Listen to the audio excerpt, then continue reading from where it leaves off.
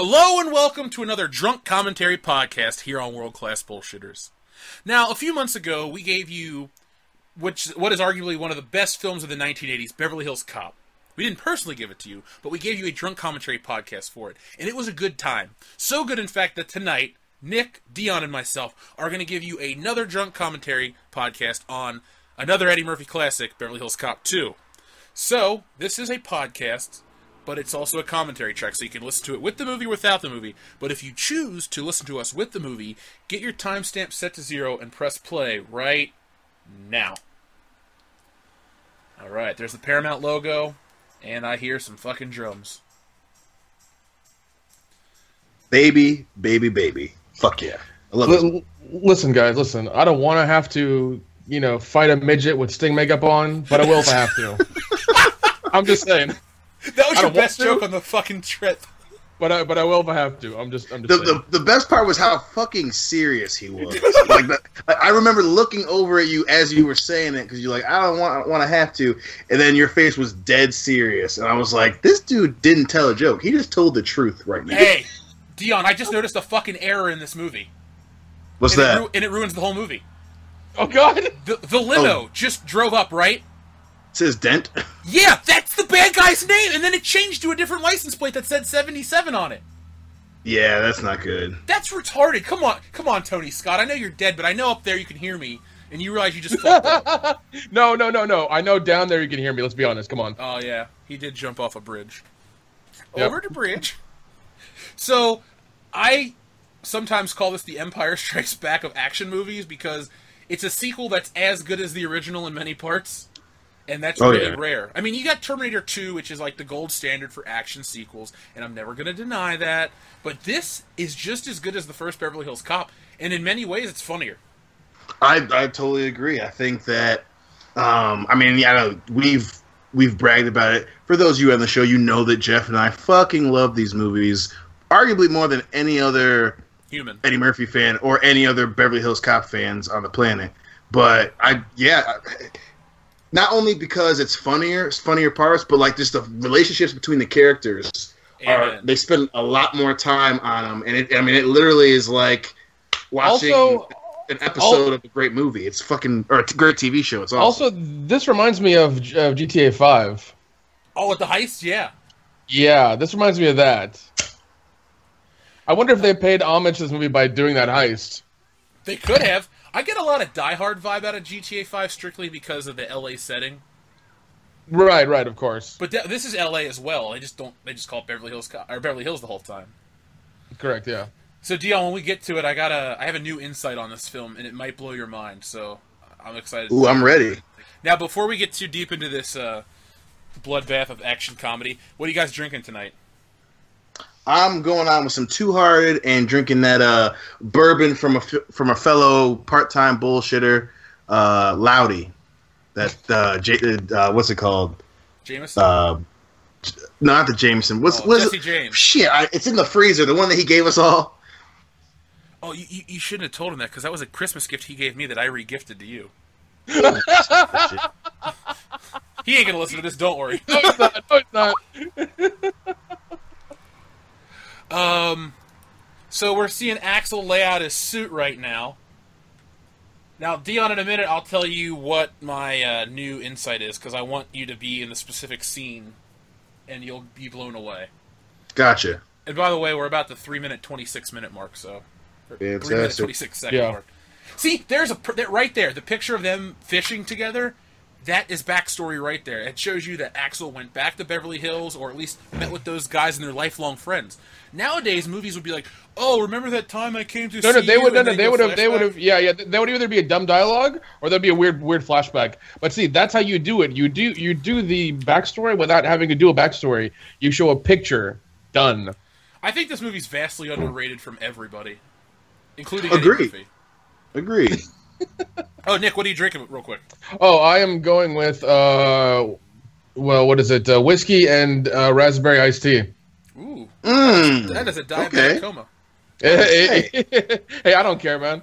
Hey, you don't have it. And by the way, I'm drinking something I've never had before. It's called Goliath Imperial Stout brewed with coffee. It is delicious. It's also 10.1% alcohol, and it was $10 for one bottle. God damn. Yeah, it was worth it, though. Ben, you know, I thought Detroit looked like a cool city based on the first Beverly Hills Cop, and then I went to Detroit, and I was scared for my life. Really? How do you think that? You see, like, the fucking shitty condition of the roads and all the trash in the first one. I was 8 years old, and okay. Axel Foley, I thought Axel Foley was going to be there back then. Like, oh, he'll be cool. You know, he'll be cool. Axel's watching out for us. No. So this song is a big change from The Heat Is On, but that's cool. I like it a lot. I love this movie, Shakedown. Warren Scarron, that guy wrote Batman. I think he killed himself. I want to say you're right. Either that or it was either he... I want to say he OD'd or something, right? Yeah. So one guy in the credits OD'd, the director jumped off something. Jesus. And Judge Reinhold's just left waste away. Oh my god. No, Judge Reinhold gets in fights at fucking airports. Is that what he does now? Yeah. Yeah, he got arrested like last year. I think he fucking got into a shouting match with TSA, and they fucking threw his ass in jail. Oh, God. I would have stood up for him at the airport. I'm like, you don't fuck with Billy Rosewood, man. He's seen some shit. You know someone said that. You know that someone was like, yo, Billy. I'd have been like, this man is the managing director of the DDO-JSIOC. Show some goddamn respect. Oh, my God. If only you were there to say that. He controls the lines, goddammit. And he who controls the lines controls Southern California. I wish you guys would have been there just to like be fucking like his hype men. That's it. We could have diffused the situation. It would have been amazing. It would have been amazing. Dion, I think we need to do is we need to have has-been celebrities hire us to pump them up in public. Oh fuck yeah! Like with your day job, I'll do that as my You just came up with a fucking with a money machine right now. Speaking of money, Axel Foley's got a bag of money. This high, filled to the rim with money. No, really, in all honesty, you guys should do that because that would be amazing, and that'd be the best job ever. I love it. And he almost had that cop car. So, Dion, do you want my revelation now, or do you want it later? I want it now, son. Okay, so this is a little insight for me. I always thought that Axel got the suit and the Ferrari and all this cool shit because Eddie Murphy's ego, right? Like he became a big star in real life and was trying to kind of play the part. You know what I think it is, though, for real, and I'm not joking? Miami Vice. Because if you look at it, Axel's all of a sudden a vice cop in this movie. He wasn't this in the first one. He went on undercover without authorization and was doing that Dearborn hijacking bust. But now he's essentially like Crockett and Tubbs rolled into one. He's wearing he wasn't. He got the cigarettes from the Dearborn hijacking bust. Yeah, he was doing the cigarette bust. Yeah. Yeah, but in this one, he's essentially like Crockett and Tubbs. He's running a fucking counterfeiting ring. He's got a Ferrari just like them. He's rolling in expensive clothes, all kinds of shit. It's the same setup, and it just so happens that show was the #1 show on TV back then. So, I think that show influenced the script. I mean that's a safe bet. I definitely especially the fucking red Ferrari as opposed to a white one. I mean that one's pretty. It's pretty hard. It's pretty hard to not draw the connection there. I love his suit, though, by the way. I think it's a cool-looking suit. It is a very nice suit. I've never been into the collar bars at the top of the shirts, but he fucking... And as you can totally see, this is definitely Eddie Murphy, like, in his swing at this point. You know, the characters on that level, the fucking... He's driving the Ferrari. He's on a fucking, hilarious rapport with Bogomil back in Beverly Hills. Like that... Oh, fucking love this. I fucking love this shit. I did too, my friend. Oh, shit. I accidentally stopped the movie. That's okay. I'll just be a couple seconds behind you. Or did I start it from the very beginning? I did. What's my timestamp, guys? 30, 23, 24? 7:24? 8:35. Oh, okay. 8:40, something like that. Okay, I'm at 8:37. Fuck it, we'll be a couple seconds apart. I tried to put on subtitles, and now all I got are subtitles and a black screen. Yeah, that's not conducive to the movie-going experience. Yeah, fuck. There we go. Axel, I'll call you in a week. That's where I am. Whatever. Okay, I'm just like a 30-something seconds ahead of you. So what's the deal with Marcy? You know, Axel talks about this chick Marcy to Jeffrey. You know, my assumption with that was always it was a chick they both met, Okay, the way they talk, I always assumed that she either worked at the police department or they met her. She was somehow affiliated with the police department because they obviously they both know her. And then when he says, you know, well, she was supposed to go with me this weekend. I want like he doesn't like Axel knows her better than the dude from Mad About You. Axel's fucking her, and Jeffrey thinks he's going to have a chance with her. Yeah. Remember, Axel can get blown for $7, so... Yes, it's very true. All right, the alphabet crime. How close am I to you guys?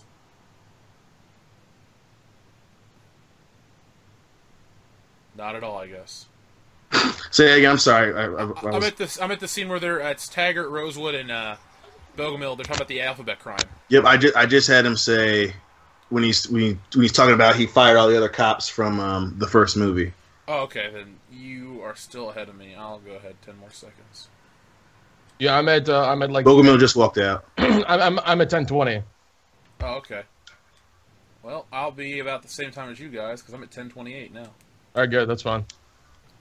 Dude, trust me. There. Yep. Yeah, you're right there. Cool. I hate Chief Lutz. He's a dickhead. Never liked Chief Lutz. He's an asshole. I think my favorite line of the film is like, "Are they civilians? I'm gonna kick your ass later." Like I love that part. Roseweed. My name's Rosewood, sir.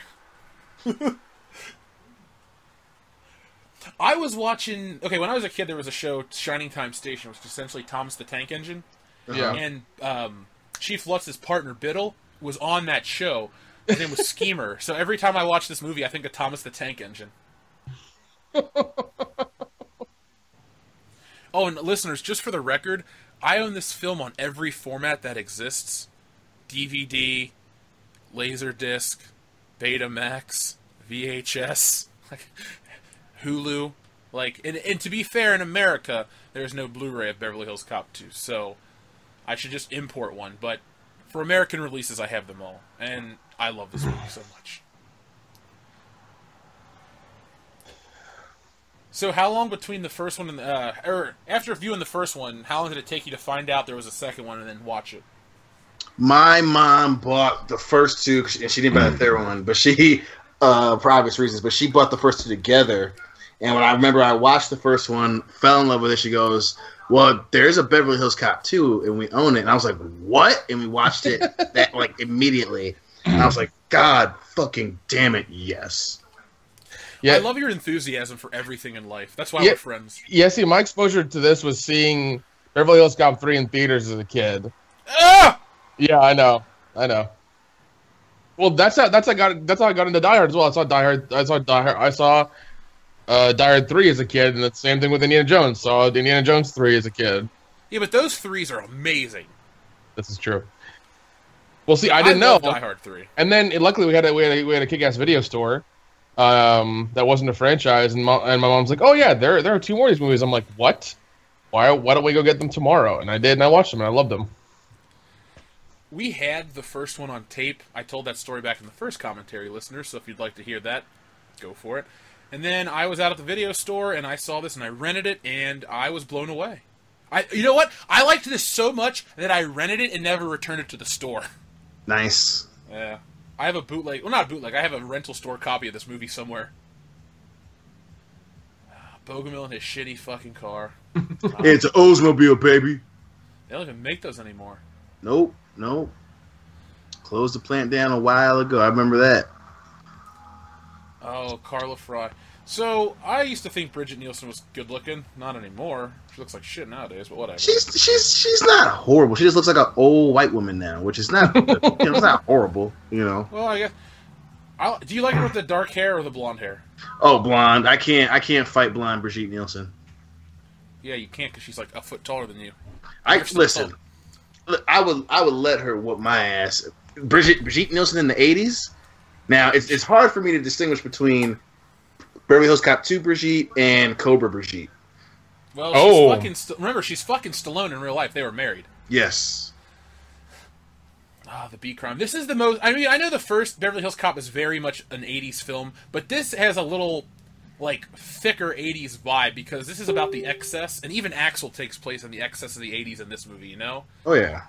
In the first one, he's a fish out of water. In this one, he's really not a fish out of water anymore. He's acclimated to the society.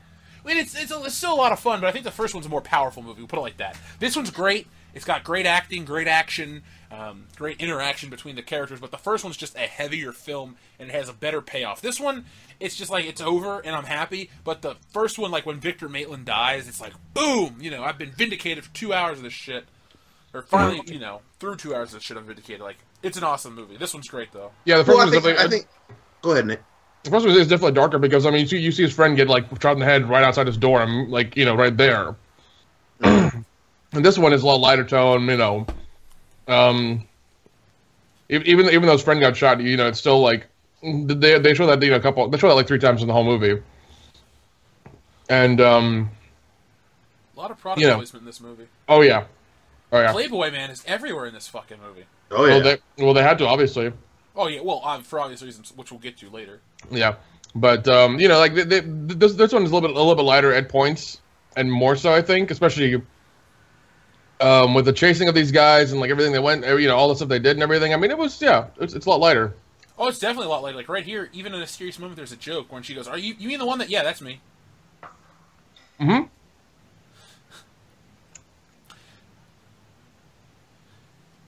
You know, for the longest time, I thought they never mentioned Bogomil's first name in the first film.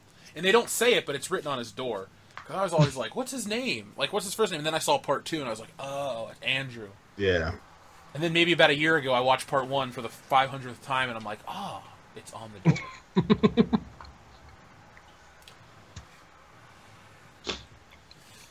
So, Dion, I was watching a movie the other day called Double Take with Orlando Jones and Eddie Griffin. Remember him? Oh, my God. Oh, my God. That's where I got that line. You keep campaigning for this ass woman, you're about to get elected. All right, Freddie Tiffany. That movie, I don't think did very well at the box office, but it was kind of memorable. Like, the lines were good, and I saw it in theaters. Once you see one Eddie Griffin movie, you've seen every Eddie Griffin movie. True. Well, the only reason I bring it up is because the guy right here, not Vinny, but the other guy, his nephew, the one that's from the first movie, he plays like the concierge on the train, and he looks the fucking same, and I'm like, oh my God, it's that guy.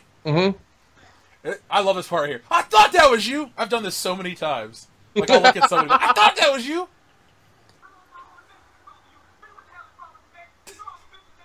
Oh, you're gonna be a fucking asshole. I love this part. If he's not what I work, can't I frisk him? Why can't I frisk him, man? If you ain't no cop, why can't I frisk him? The fuck's wrong with you? You ever notice how similar Axel's suit? That was a continuity error. He had his jacket off, and now it's back on, and I think it'll be off there. Now it's coming off. But look at how similar his suit is to Axel's. Oh, dude! Oh my God! Oh, wait! It's the same style. It's just like a shade darker. Isn't that weird though? Holy shit! Yeah, the tie is different. Dude's tie is purple. His is like the same color as his suit. And the lapel's different on Axel's, but other than that, it's the same style. That like silk with the stripes.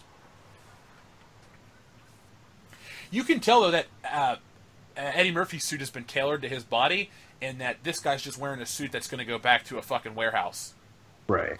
This is my favorite line of the whole movie. Allahu Akbar. Allahu Akbar. Fuck you. I remember, like, I think it was this past New Year's where you came up and we just kept doing that to each other. Hey, and then just walked away. We just kept doing it when we were drinking. This movie has informed so much of our friendship. By the way, this is the first time you'll hear Axel F in this movie, but definitely not the last. Which is good, because that's my favorite part of the movie, I think, is the fucking song.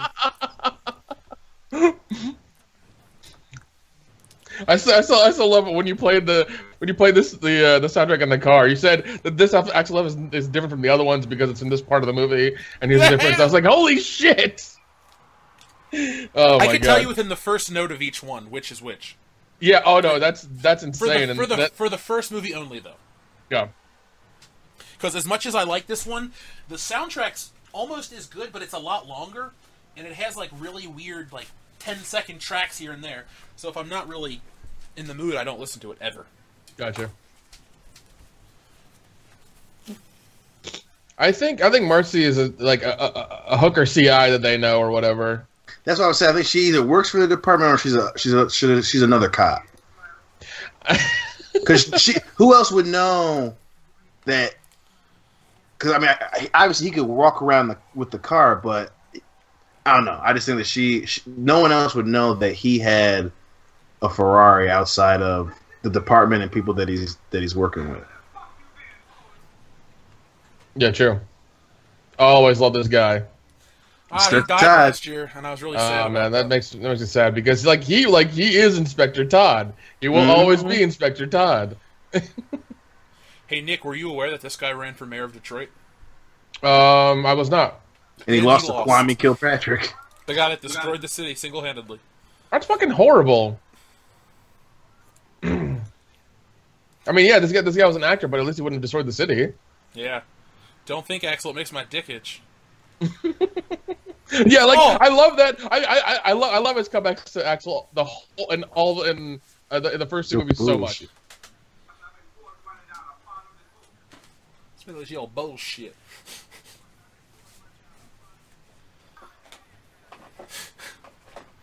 The relationship definitely he has two great lines in this series. Obviously, I just walk into this town from the cotton fields and don't think it makes my dick itch. Love it. I do like the part where Axel responds, "Well, I'll have a dog meat ass."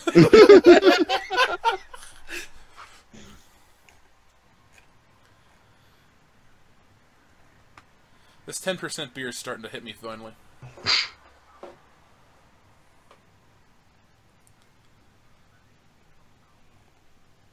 Deep undercover. On the VHS box for this movie, or maybe it's part 3, it's like Axel's going deep undercover this time. It's like, oh, I get it. It's a joke. Ha.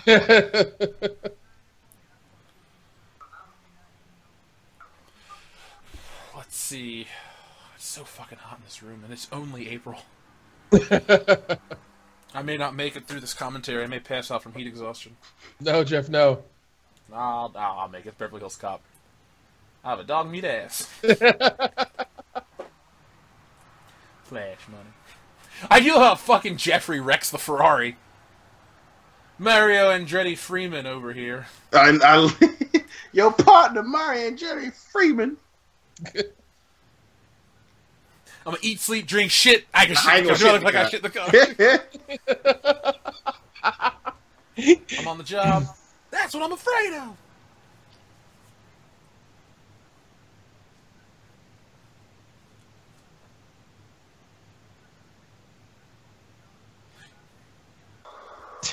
You know what's funny? How lazy the subtitles on Hulu are. They just forget entire lines. Yeah. Well, I'm sure the person who did them for Hulu or for the movie did a horrible job. Because it's like where he goes like, "Do I look like I shit in the car?" That wasn't even in the subtitles. That's bullshit. So this movie takes place probably over the summer, and it's in California. Why is he wearing a fucking jacket every scene of this movie? It's so hot. Because that's his outfit. That's his thing. I love the costume design, but you wonder when I go to California, I don't say I better pack a jacket just in case it's not 100 degrees. You better pack your fucking Lions jackets. I watched this I think 2 days ago, and my mom walks into my office and she was laughing, and I said, I really want one of those Detroit Lions jackets, even though the team sucks. I still want one for Axel Foley. She's like, you should get one. But I'm kind of embarrassed to wear it because people won't know what it's from. They'll just think I like the Lions, and I can't have that. Yeah, I don't blame you one bit. I suffer with that decision every day of my life. You can't help where you were born. I know. What the fuck? But you can help who you root for. Not in this case. Maybe that's the part of my personality where it becomes a problem. I'm loyal to Beverly Hills Cop. And I'm loyal to the shit ass Lions. The shit ass Lions. I want a T-shirt that says the shit ass Lions. You should just buy that jacket and wear it as a costume on Halloween. Honestly, if I bought this jacket, I'd wear it every other day when it's the fall. I have this. You've never hung out with me when it's cold out, but I wear this fleece jacket. If I find that jacket, I will wear that every day. I'll wear jeans and a gray fucking T-shirt every day of the week. People are like, you change your clothes? Yeah, I just got fucking 20 pairs of jeans and 20 T-shirts that say Mumford on it. Another 80s Rodeo Drive montage. Yeah. I love this song, by the way. It's a great song. Better Way by James Ingram. Mm-hmm. We listened to it in Florida. We did. Yeah. Better love. Better way. I like that blonde right there. I think she's good looking. Very 80s looking, but I think she's cute. Oh, God, yes. But Dog's gonna start fucking. Here. Where will I find love? Ooh, that's an ass. Yeah, why would you wear that outfit out there? If you're not working out, did you I get maybe you walk the dog right after you did a spinning class? But why are you walking? You know, people are like, I want to fuck that. She's got high heels on too. Also, the car he's got, is that the car from the first movie? No. He had the Chevy Nova in the first one. In this one, it's a '67. No. Okay. Sorry. Is this the girl that he meant to go see in the first movie? Is in her car? Oh no, Jenny drives a Mercedes. Yeah. Okay. All right. It is red though. Yeah. Yeah. That's what I thought when I watched the movie a couple nights ago. I was like, did he get Jenny's Mercedes or Jenny's car? They should have put Jenny in this movie for real. Like, for being a lifelong friend, if you're in okay, Dion, if I'm ever in relative close distance to you, I'm gonna call you and say, "Hey, man, I know it's short notice. I just happened to be in town." Even have her have her in that Dire 2 capacity where you just call her and need a place to stay, or you need some help finding something. Just you meet her for something real quick. Like they did in Die Hard 2 with what's his name, Carl Winslow. Yeah. Carl Winslow's a better name. Sorry, I apologize to you. I love this scene. God damn it! This is so good. He's so fucking convincing. I love it so much.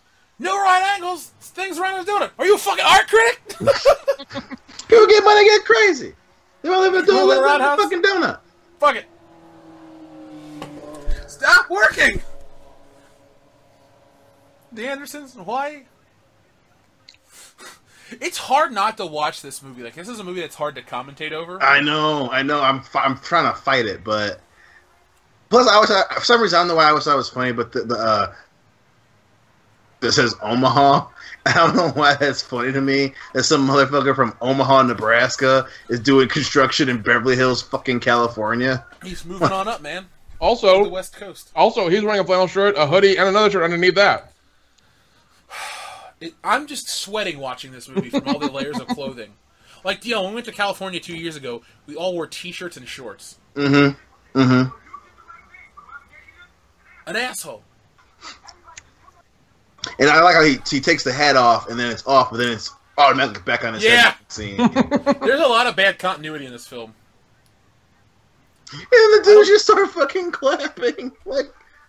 Clap your hands. Clap, yeah. Yeah. That fucking old guy in the gray and blue shirt. Clean some of this shit before you guys leave. It's meal time. Just go get some beer. Oh my gosh. How the fuck you steal a house? This is my uncle's house. Motherfucker steals a house. You stole this house. He doesn't have fuck keys. You steal a house. I don't like that they changed the police station too much. I hate that too. I like that open concept where the GPS machine's in the middle of the floor and there's way too many walls. I get what they're trying to say with all the walls and the three of them are being secretive, but I don't like the layout. And it's so dark. It's very NASA Command Center-esque. It's weird. What they should have done is just made it the exact same, because this movie takes place 2 years after the first one. Right. I doubt they're going to renovate this much. There's fucking giant computers in that back room. It's Johnny Wishbone. Johnny Wishbone. I'm a psych from the Isle St. Croix.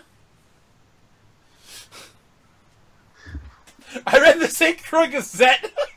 You know what's fucked up and funny about this movie? It wouldn't fly today because people could just Google everything. Right. In many ways, Google has ruined entertainment. Oh, yeah. Oh, yeah. That's right! I love jump. Bill. Let's in Biddle. Like Kibbles in Bits, but different. I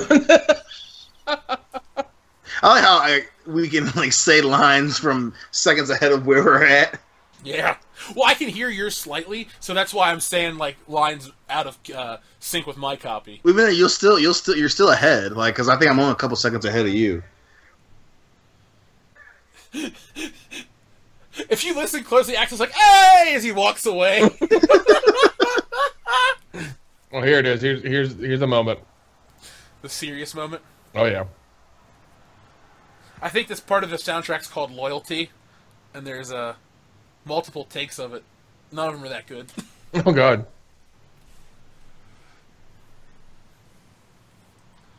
Dion, seriously, we need to get matching Axel Foley jackets. Yes. Yes. What we really need to do is we need to all get jackets and start a band, and our band will just be called Axel Foley, and we just play this song on repeat. Axel and the Foleys. Yeah, Axel and the Foleys. Or we could be called Crappy. We could be Crappy Blue Chevy Nova. Ooh, yeah, I like that. Or the Harrow Club Buffet, or the Harless Benton Art Gallery. No, we just call or we just be Victor Maitland's house. Palm Canyon Road. No. Can we please be Beverly Hills Gun Club? Can we do that one? Russ Fielding. I'm Russ Fielding, and this is the Beverly Hills Gun Club. Oh my God, yes. Oh. This is a gift from Charles Bronson. He's a friend of the family's. God, yes. Let's just do that. Let's just do that. We only play one song and then we leave the stage. I'll just play Axel up on a keyboard. Da-da-da-da-da-da.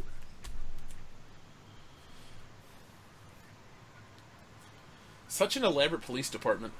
It is. Yes, but it is Beverly Hills. Yeah. It's City Hall. Oh, it's handicap true. accessible.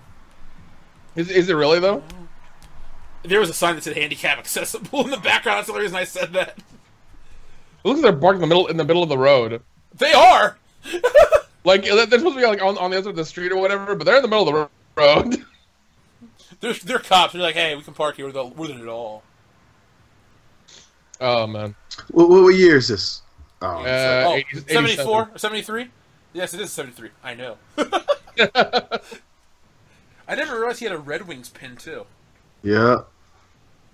And I can't make out what the other ones are. Lions, Red Wings, Lions. yeah. Are they all Lions and just one Red Wing? No, the other one I can't. The badge ones I can't tell. I've always tried to guess it. Well, yeah, with the dark one's the Dark Lion, and then shit. For being a gun club, there's like very little shooting that goes on. It seems like there. Dion, would you bang this lady? Oh yeah, definitely. So would I. Secretary? Oh, all the time. Some tells me she has really long legs too. And you can deep throat a cock. I love the dudes in the white tuxedo jackets just rolling around. Yeah. You know, alcohol and guns they go together. You know, regardless of what part of the U.S. you're on. Yeah, I'm just gonna start drinking heavily and then go buy an assault rifle.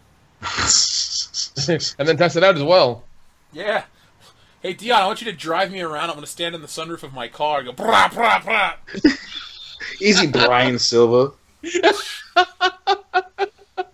Gratata.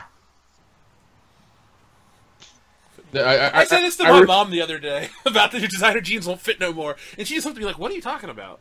I'm at a point with her where if I quote a movie and she doesn't understand it, I just look at her disapprovingly and then just shut up. That's horrible. Like, I'm at a point where I'm like, Mom, if you don't know the difference between Beverly Hills Cop and Fletch, like, who am I? Like, what's my first name? Unique. Monique and Unique. What do you So want? was 67 the first year that the Detroit Lions existed or something? No, they won a championship in 57, 56, 57, and they used to be the Detroit Spartans, but then when William Clay Ford bought the team, he changed it to the Lions. Oh, okay. During like World War II or some shit. And then he was a horrible owner, and then after they won a championship, and it became what the NFL was known as today, they didn't win a goddamn thing. Oh, God. Hell, in the 2007 season, they didn't even win a goddamn game. I remember. I actually watched it out. Like, whenever I bring it up, Hillary will be like, that was a horrible football season because you were unbearable on Sundays. Well, the funny thing is, you guys had just gotten together. That was the. Were you even dating yet? Really? I thought you guys got together in February of 2008. Well, we were together in 2007, so they won like 7 games when we first got together, and then 2008 was when we were together. So that fall of 2008 was when, the dark period of my life, the Lions didn't win a fucking football game. Ugh. But anywho. Everyone that's playing off Eddie Murphy does a pretty good job in this movie. Yeah, because it's the second time around, so they're used to it. Well, because it's Eddie Murphy at the height of his powers, dude. Like, he was great at he was great at ad-libbing, he was great at delivering the fucking written lines. I mean, and then it's when one dude's so good, it's easy to just kind of feed off that. So this is for a side note, this is my favorite musical cue of the whole movie. How it goes into this really weird sounding song and it cuts right into Axel F right here. Yeah. So that's the thing. Why did he throw away the vitamins? Just keep them. You can just give them. Yeah, your jacket is big enough. Put them in a pocket. And then you just made $40. Like, what the fuck? Yeah, dude. I'm trying this new beer, Dion. Mm-hmm. It's called Urban Artifact Phrenology. Yeah. Oh my god, it's amazing. It's a wild style IPA. Next time I come down, we'll try it. Just try to remember those names, or save those bottles, and we'll try it when I come. Why don't I just bring some up when I come to the Tears for Fears concert? And dude, the great thing about that is Hillary's dad's gonna watch D2, so we won't have to fucking worry about a kid for like 2 days. It'll be great. Oh my god, it's just like the old times. I know. The only thing is, I actually like your kid a lot, so while I'm happy we'll have time to drink and get stupid, I will kind of miss D2. Like, oh. No, I know. Well, the funny thing is that's why I told that joke when we were in Florida. Like, we'll laugh and talk, and like we'll make a joke about D2, and Jeff will have this look on his face like, "Don't fucking talk about my buddy." Like, a quick second he'll be like, "Don't talk about him." He's just a child. He can't defend himself yet. Oh, it's so good. It's so good. He'll be like, yeah, D2 shit his pants, and I can tell Jeff's like, well, he was excited. Okay, calm the fuck down. I have a serious question. How does this work? I know they're just at a shooting range, but when Axel shoots the screen, like, the people on the TV screen react. Like, I don't get how that works. Like, he's literally just shooting at a screen. Well, yeah, I don't know how. Either it's like a pre-taped thing, so they were gonna react that way anyway, or my guess would be like whatever technology they use. And also, it might still hit the paper, and they still react. I think what it is that in the guns are blanks, and they're using the lasers to actually, when the gun fires and it like knows like how accurate they are or where they're shooting. But remember, Axel just pulled out his own gun. Yeah, he doesn't have a laser on it. So my guess is it's like an impact sensor thing. So when like whatever the guns shoot, like rubber pellets or whatever, in the screen senses it and they fall down. The bullet's technically still hitting it. It's just going through. But that's probably wrong. But who knows? Who knows? Oh, Nick, you brought up Dean Stockwell. There was an episode of Miami Vice with him in it not too long ago. Yep. And that guy, Russ Fielding, the guy that they just talked to, the manager of the gun club, they were in the same episode together. That's hilarious. Mikey Tandino was in an episode of Miami Vice. Most people from Beverly Hills Cop showed up in Miami Vice at one point or another. Nice.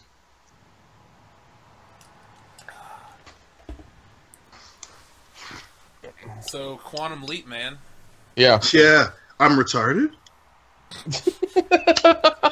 What is this guy, Jurgen? Well, I didn't know that is true. God damn it. That's my favorite line in all of Quantum Leap. Oh my god! Retarded? And that's when he was Jimmy, the kid with Down syndrome. Yep, and he looks in the mirror, and then Jimmy's just like, I'm like, how do you get a fucking Down syndrome kid to look at himself like? I'm just like, God, like I see you trying to like help people with mental disabilities, but you are doing the opposite with making him look at himself in the mirror. What the fuck?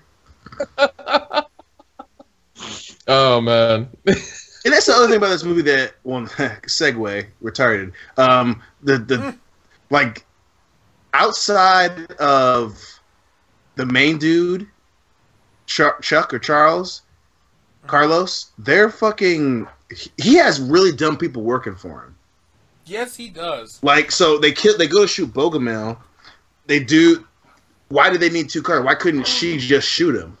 And then they go to kill Axel instead of waiting for him to come out. He doesn't know that you're in the car. Just wait for him. Why are you pulling up and just shooting wildly? You can just stand on the corner. Obviously, yeah, if they're successful, fuck the movie. But they're all so dumb in this movie. Yeah, and why was she alone? It could have been her and a guy or whatever. I guess it was just her. It makes her more vulnerable and whatever. Mm-hmm.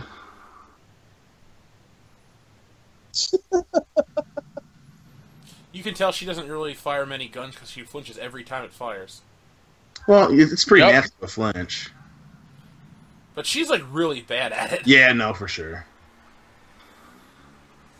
And why is she I wonder if like she's that? really.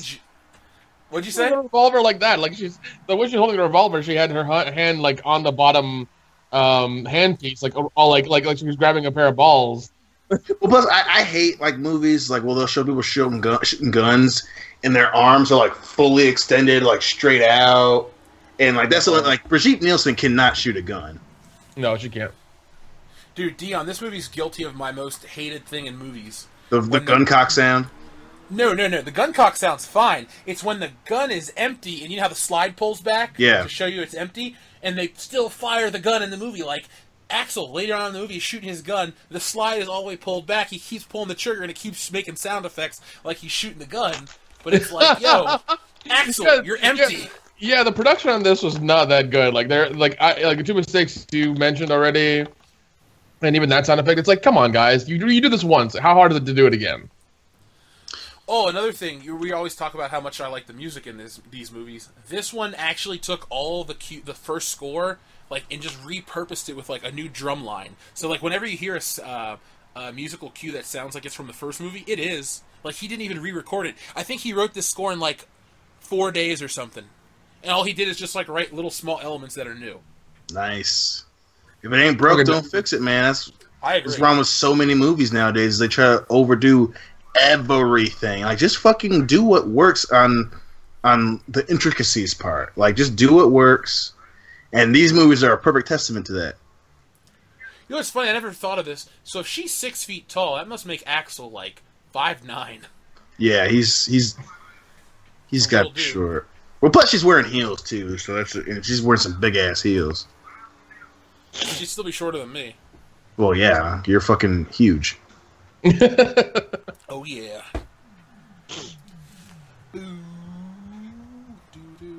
Beware of dog. Isn't that a fucking WWF pay-per-view? Yep. In Your House 96, Beware of Dog? Yeah. Also, why did he break into this house? He knows the guy. Well, he just let himself in, remember? Oh, that's true, yeah. But, he couldn't call a daughter or whatever and be like, yo, I'm going to your dad's house and look for some stuff. I understand. I guess that makes logical. Remember, there's no cell phones in these movies. Yeah, but still, Pagers exist, motherfucker. Only I'm allowed to criticize this movie, Nick. Hold your tongue, sir! I'm sorry. Yeah, it's fine. I believe me, I understand there are problems with this movie and logical leaps, but it's still fun. Oh no, it is. Yeah. I'm nitpicking at this point. That's all it is. Maxwell Dent. All you got to do is find the fucking limo with his name on it, and you'll find out who did it. What a terrible gaffe. Yeah, that's pretty dumb. Uh-huh. That's actually unforgivable. That's lazy. That is fucking lazy. And even then, you could have cut a few seconds earlier and not shown the license tag at all. There are ways to edit that shit creatively. Come on now. Fucking New Balance shoes. Dude, I swore by New Balance shoes for about 5 years. Yeah, same here. They're great shoes. They still look like that, too. Mm-hmm. If it ain't my little slice of the 80s. See, this is a good thing that they don't do with a lot of characters. They don't show, Axel, they talk about how he's a great detective in the first one, and we actually see detective work in this. In Batman 89, we actually see detective work. Yeah. Unlike fucking every other Batman movie, he's doing, hard-nosed detective work. He's doing the fucking math and cross-referencing the products. This one, Axel's, Yeah, Axel's having a good ass time. He's on vacation, you know, supposedly, like unlike the first one, or he's on vacation in the first one. This one he's fucking around, but still, he's getting shit done. It shows what a resourceful character he is. Oh yeah. You can see the light thing, the light source in his sunglasses. Oh, always, man. Even in Bridget Nielsen's in the beginning with the hot white glasses, you saw the white box that was like next to her face, lighting her. Like, and nowadays that usually won't happen because what they'll do is they'll put like frosted clear coat on glasses, so this way, you won't see the reflections of any of the stuff around people. Oh, okay. Yeah, or they'll go back and they'll you know they'll shoot the movie normally with the normal glasses. I'll go back and do it digitally and blur them out so you won't see anything. Oh, that makes sense too. I bet you that's what all the Disney movies do. Yeah. Your water. That's why I say this one's the most 80s of the Beverly Hills Cop movies, because it's really about the excess of the 80s. And the first one definitely is conservative. They're talking about Perrier water, Patek Philippe watches, all kinds of shit. It's very like this movie is a response to Miami Vice, and you can see the whole crew in the background right there on his glasses. Oh yeah. You stole this house. How the fuck you steal a house? It's my uncle's house. But the thing is that the two guys are standing there too. In his glasses, you can see Rosewood and Taggart in his glasses, which means that they're also in costume, which means they're feeding him his lines. I like when the actors actually feed lines instead of having like a stand-in, like which is a testament to those two actors, because I'm sure they could have left and had somebody else do it. There's another continuity gaffe. His glasses were off. he had them on when he first came up. They were on, yeah. You know what's funny? The only person to actually steal anything out of this house is Taggart. That's true. Yeah. He's going on. You stole a house. You stole these clothes. Well, and he left his suit there. Yeah, he did. Hypothetically, the next day when Axel goes back to Beverly or to Detroit, and the Andersons come back from Hawaii, Taggart has to go in, get his suit, and explain why he borrowed this guy's clothing. True. Well, I mean, I think you can safely assume he took his suit, but whatever you call it, I can't remember what the phrase is. Shit that they do off screen, especially when he goes back and he has his own suit on. I think it's pretty safe to assume he took it when Axel walked. No, they show him go to Billy's house and shit after this. Right, but because he still meets up with them after the shootout. Axel doesn't return to the house until the end of the movie. By the way, my subtitles for this movie, the music, it just said pop rock. Oh, bullshit. They clearly can't say like George Michael, I want your sex or something. It's no, pop rock. This part makes me laugh way too hard when he goes, y'all both look like Gerald Ford. Like, it's not even that funny of a line, but the older I get, the more I see Gerald Ford and Taggart, and it gets me. Like, as a little kid, I didn't understand half the shit they were talking about. I just knew there were tits in this scene. Look at that sleazy guy in the front with the fucking Max Headroom haircut. Oh, you mean Phil in the future? Or in the past, did you say? Phil never had that great of a chin. Well, he's got like 2 or 3 now, so it's fine. Oh. The strippers in these movies aren't that hot. No, they're not. Yeah, they're okay looking, yeah. And the way they dance is like kind of awkward. This guy is Super Mario before Super Mario was a household name. Well, apparently plumbing hasn't worked out, that's why he's bartending. $7. That's Thermopolis. I get blown for $7. I'd love to go somewhere and get blown for $7 and not catch an STD. She's so mean mugging. Yeah, she is. Yeah, I guess she's nervous. I like this song, actually. And it's the one song in this movie that's not on the soundtrack. Oh, that's crazy. It was like, I can't wait to listen to that one song, Love Hate. Nope, not on the soundtrack. Sorry, Jeff. You get 17 cues of Axel F, but no songs actually in the movie. That's a compromise I'm willing to take. And these guys are drinking on the job, correct? Yeah. Technically, it's traffic duty. Yeah, plus, you learn look how fucking awesome Billy is. Like he says the cue. No, that's his fake name. That's his divorce. She got the house. Like he just becomes a pretty decent bullshit artist himself in this movie. That's why I feel like this movie. Two shots. We are reflecting, like our lives reflect this movie, because that's some shit you and I could pull off. Really. Oh yeah. Fuck yeah. The fucking laugh. I love it. You know, I used to go on and on about how much I wanted a Beverly Hills Cop 4, but the more I watch Eddie Murphy, I don't think he could pull it off anymore. And while number 3 is garbage, I think number 4 would do more damage, unless everyone else around him pulled out, you know, like the performance of their life. No, they would have to. I mean, especially because he's so stage fritten right now. Like, he's just a shell of his former self. Did you see the picture of Bronson Pinchot that just got released last week? Mm-mm. Okay, so you remember the show Perfect Strangers, right? Yeah.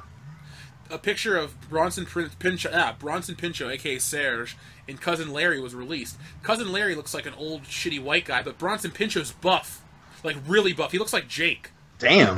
Yeah, and all of a sudden, like, Surge is super cut. I think that'd be fucking hilarious if in Beverly Hills Cop 4, like, Axel somehow needs to go to, like, was it Muscle Beach or whatever? Uh-huh. Oh my god. There's Surge lifting. Like, Surge is doing all this shit. He's like, you know, the 80s I was this and thin was in and blah, blah, blah. The 90s, fat was where it's at. But it's the 2000s and, you know, Surge is whatever. And it's just God. Could you imagine that? That'd be like, awesome. How funny would that fucking be? Here's what I want. If they ever do a part 4, I want you guys to at least like write or consult on it, or just be in the room and be like, no, you guys fucked up. Here's what you did. I want that because you guys know it so well to watch it so much that you can tell them what would be good, what would work, and what wouldn't. I really do think Dion and I need to, like, if they're gonna make a 4th one, Hollywood, I know you're taking a risk on 2 unknowns that have no screenwriting credit to their name, but every year a Transformers movie gets pushed through. Beverly Hills Cop 3 exists. There are garbage movies out there. Let these 2 passionate guys write a Beverly Hills Cop script that's going to actually be fun. Yes. And pay homage and respect to the old movies. And do these 2 ever not hang out? Like, clearly, Lex was at a fucking charity event and Biddle was not. But he still drove him. That's true. He's like, get the fuck out of bed. Come get me. You're illegal, Buster. Oh, okay. Oh my god. Well, like even then, can Hollywood just hire you guys and you guys can just write like like a script? Pay them, let them write a script. Don't use it, whatever. Just pay them for it. That's all I want. I want the money, but I really do want our ideas implemented. I feel like, and I'm not trying to sound egotistical, if there are 2 people on this planet that could do an awesome Beverly Hills Cop 4 script and maybe consult as producers, like, it's Dion and I. Oh, God, we are the 2 people that love these 2 movies more than including Eddie Murphy. This made him a household name. I know SNL was big and he was Trading Places and other shit, but like this Beverly Hills Cop 1 is what made Eddie Murphy Eddie Murphy. And I think Dion and I love this movie, or these 2 movies, way more than him. So just obviously, even though he did earn brownie points with me when he was like, listen, I know I've made some bad movies. The script has to be perfect for me to do it. So I like that. And then I did think it was cool of them to pull the plug on the show when they didn't feel that it was going to work. That was very good of them. Yeah, I would like to see that pilot. Dude, I've been trying to look online. Obviously, they haven't released it yet, but if it gets leaked, we got to get all over it. Yeah, that's something we should watch together. And also, I would bring back everybody. I would bring back Rosewood and Taggart. I would say Taggart got tired of retirement and rejoined the force. And now, well, no, you could. Well, I mean, you could make Taggart a PI if he's. Yeah, and you could do that. That was what I had in my original Beverly Hills Cop script. Remember, for number 4. Oh yeah. That's true. Yeah. I mean, it works, but you need to have the relationship between Taggart and Rosewood because that's an integral part of the movies. Oh, of course. No, of course. For as much as the Rosewood Axel Taggart relationship is great for the script, you need the Taggart Rosewood dynamic because it's really what those characters live for. I don't think they're interesting by themselves, but together, they're great. Oh, of course. Oh yeah, bring back as many people as you can. I mean, as many as you can. You get Surge, you get Jenny, you get you could get Lutz and Biddle back. They could be doing something else. Like, you could just bring back everyone that's not dead within the film or in real life, and you could just bring back everybody and just do, like, this great send-off to the series. But at the same time, don't make it self-referential like Episode 7. What you do is you make a great movie that just so happens to have these moments of, reverence towards the classics. Yeah, oh, of course. Do you like the movie Gremlins? Yeah. Isn't Judge Reinhold in that? I think he is. Is he? No. I know he's in Stripes, and I know he's in Cool Times at Ridgemont High. I must be thinking of the Clerks episode where they talk about him being age appropriate for the role in Gremlins. Okay, my bad. Okay, yeah.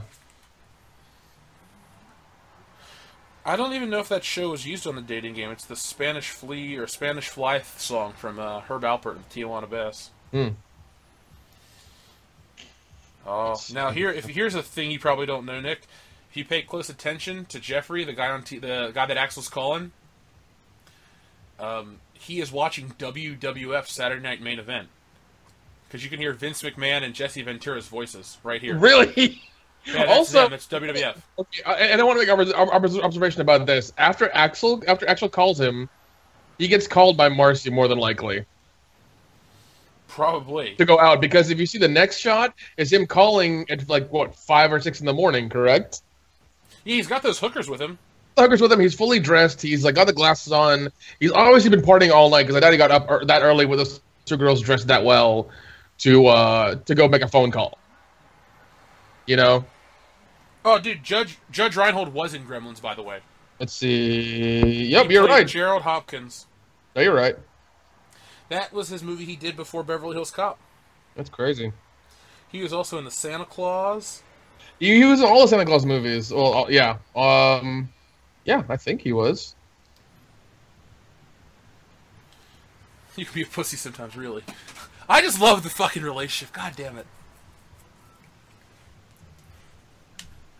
I should have kept a count on the Axel F's in this movie. So this is Dan's uncle, his uncle Charles Kane.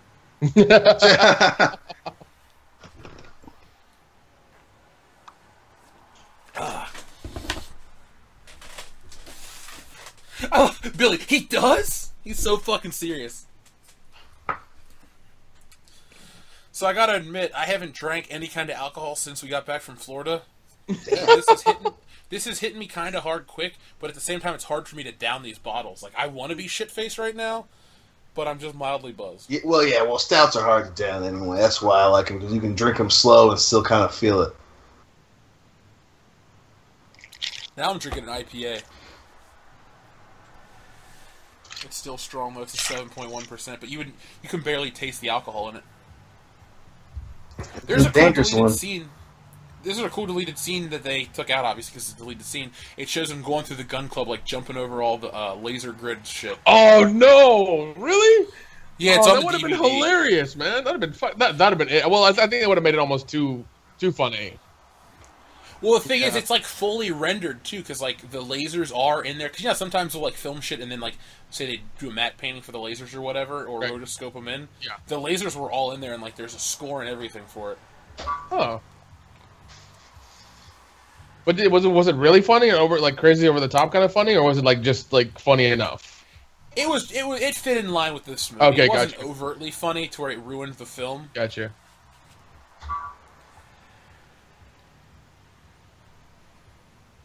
I like how Billy's dressed like everybody's dad right now. Shoot. You know what would have made this scene actually funnier, Dion, is if Billy wore like a fucking black ski mask. Oh my god. Oh my god. Well, he had all that shit in his house. He he was just like... It'd be funny if they're like, who the fuck are you, James Bond or something? And Billy's just like, Pulls a Chappelle Show moment.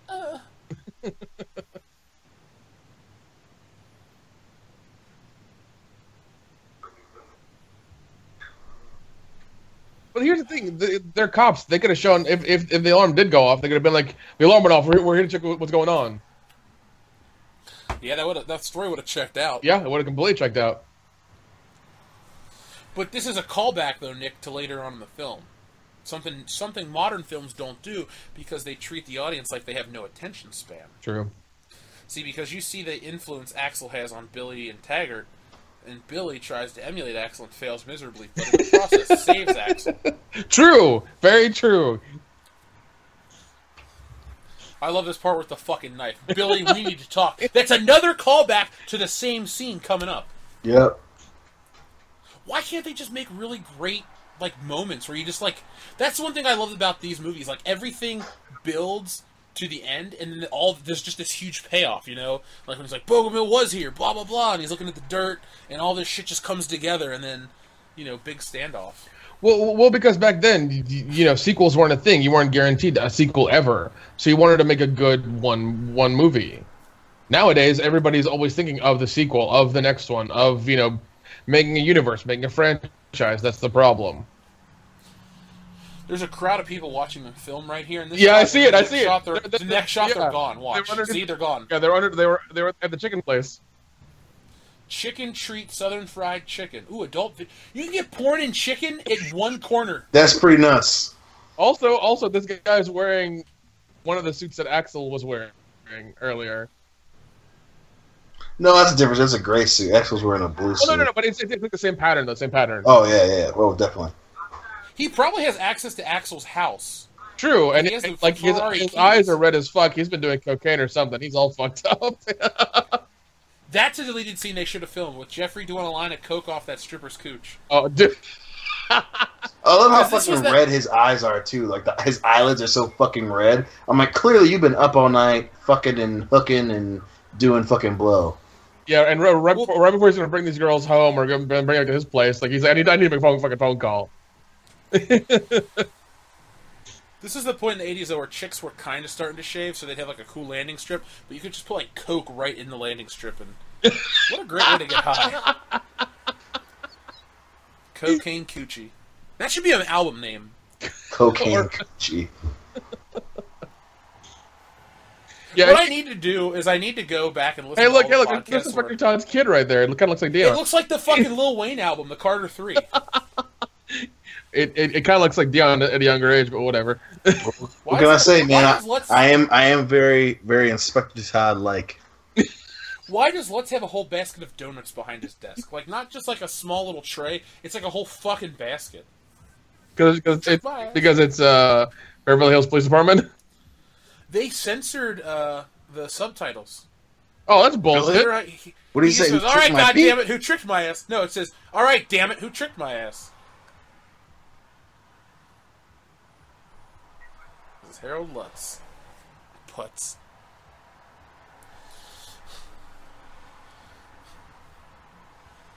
Multi-jurisdictional organized task unit on federal task force on organized crime. I like how they bring that back from the first movie. Yep. Because it's Bogomil that makes it up. This is in my office. You damn right. He's all coked out. that look above the desk where he's sweating his ass off. He's like, "Yep, it's kicking in." My heart's gonna explode in my chest, but I'm gonna do this for my friend. I love you, Axel. That's his last words. So this is the second day, and Axel hasn't changed his clothes. Yeah, but the other two have. Maybe Axel was in such a rush that he didn't even get new clothes, like, or pack anything else. Right. True. Because I think he even goes home in this outfit. So, okay, let's keep a count. He's been to Beverly Hills. This is the second day he's there. Yes. Because the first movie, we try to figure out if it takes place over 2 or 3 days, you know? Yeah. Correct. This one, so far, we had 1 day in Detroit and 1 day in Beverly Hills, because he flew out there. Yeah. Hypothetically, he may have flown out there the first day the film took, like, when he was in Detroit that day, and got out there that afternoon. Well, he did, because when the plane lands, you see the sun is setting. So, yeah, we're only on day 2 now of this whole film. Yeah. I know it seems like an odd, nitpicky thing to comment on, listeners, but that's one thing I do like to do is figure out the time. We'll see. I mean, you guys know this movie so well, I think you have to, and it's no big deal because, I mean, fuck it, I do the same thing too with everything I've watched. I do it with Star Wars. Like, I try to figure out how many days Star Wars takes place over. Did you see Axel was in the front seat right there, and now he's in the back seat? Yeah, when the light falls off the top and he pulls it back in. Dude, that's the third editing mistake, right, in this movie. This is getting a little fucking ridiculous. Yeah, it's lazy filmmaking. Which it shouldn't be because, like, once again, part 2, you should be good at this. I guess they just had different people edit it, for the first God, one. man, go back to the first guy then. It was better. Martin Brest was the director of the first one. Also, there's C4 like inches from these guys' feet. How are they not dead? It's the 80s, bro. Don't think about it. Okay. Like, they put down like giant like bricks of C4, and they're just like, oh yeah, we're cool. No, that's not how that works at all. Why is there a flashing light like that? Wouldn't the power just go out from the explosion? Yeah, it would. No, it depends on where the explosion is, because a lot, if it's in the ceiling, a lot of banks have like seismic alarms, so it's probably just that. I mean, I can see it setting the explosion setting the power, but those are also like emergency lights. So emergency lights are on batteries. They don't. They still work when the power goes out. Yeah, they're programmed too. Oh, it was yellow.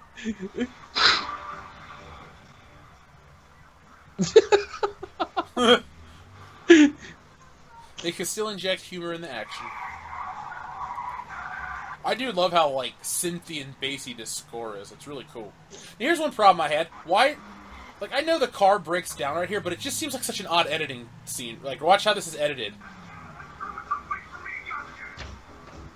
Yeah, well, I think what happened is they fucked up and they didn't film something and went back and filmed something else. That's why that probably happened. They wanted it quick and to the point. There's a lot of things I would watch this movie as a kid, and certain things didn't really check out like the first one did. Yeah, because oh god, I do see Dirty Rosewood. Yeah, because that's what that whole scene read to me is like they forgot something and they wanted to film it, or they missed something and they had to get it real quick. That's why they did that. The last sip of beer is always the worst sip of beer. All warm, homie. Yeah. Override! Authorized! Authorized! Oh. Oh, man. Plus, I don't get, why is she shooting the fucking shotgun? Like, you've already said get out. Why are you shooting at the ceiling? Like, we already know that we gotta get the fuck out of here. Why are you shooting? Like, also, that whole thing with the guys coming up the ramp and, like, in black clothing, it kind of reminds me of Bad Boys 1 a little bit, when they get to the police station. So it seems like this movie's influenced some stuff, like, in the future. Oh, no. Definitely. The first Bad Boys movie is definitely influenced by the second Beverly Hills Cop, especially all the shots of the sun setting. Ah, like planes good point. Good point. Landing and shit. Good point. Here comes an obvious stunt double right here. Eddie Murphy has the worst stunt doubles because they're like 45-year-old black dudes. Well, yeah. Eddie? Different haircut, too. No, the dude's mustache is way bigger Yeah, than it is way the fuck bigger. There's Tiger. Billy!